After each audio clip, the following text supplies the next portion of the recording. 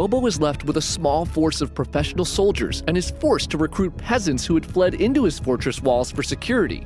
Just over 2,000 men is all he will have to try to defend this castle from 40,000 Ottoman troops.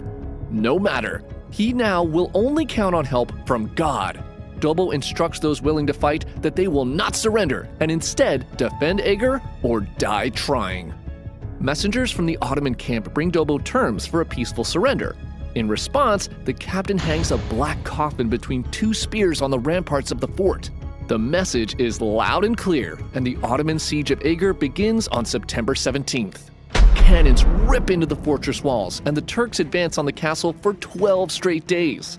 The peasant women who sought refuge in Ager with their families watch as their husbands, sons, and fathers fight valiantly on the fortress walls to protect them. They turn and look into the eyes of their children and begin to imagine the horrible things that would come for them if these walls fell.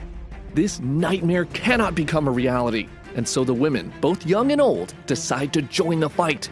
They boil hot water and roofing tar and scramble up the walls to pour them on Ottoman soldiers below. Others take up the weapons of fallen soldiers and join their husbands in battle. For the remainder of the siege, these families of peasants would fight shoulder to shoulder to defend the fort.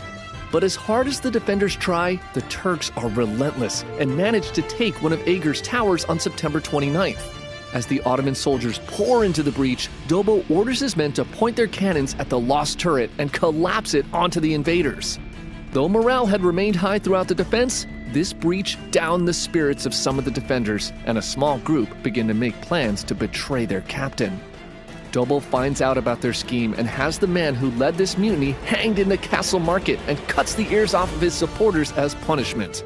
Things only get worse for Dobo on October 4th as a large gunpowder reserve explodes, causing tremendous structural damage within their walls and destroying much of their dwindling supply of ammunition. Hearing the explosion, the Ottomans waste no time and launch an all-out assault. More and more Turks pour into the breach, and all hope seems lost. But a man named Gurgly Bornemisa refuses to give up. He quickly gathers up some of the remaining gunpowder, flint, sulfur, and oil and stuffs it into a giant water wheel.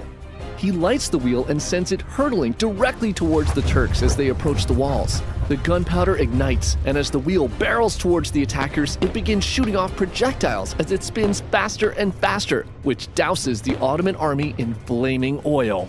I'm on fire! What kind of monster could come up with this? Now I'm on fire too! The battle continues for another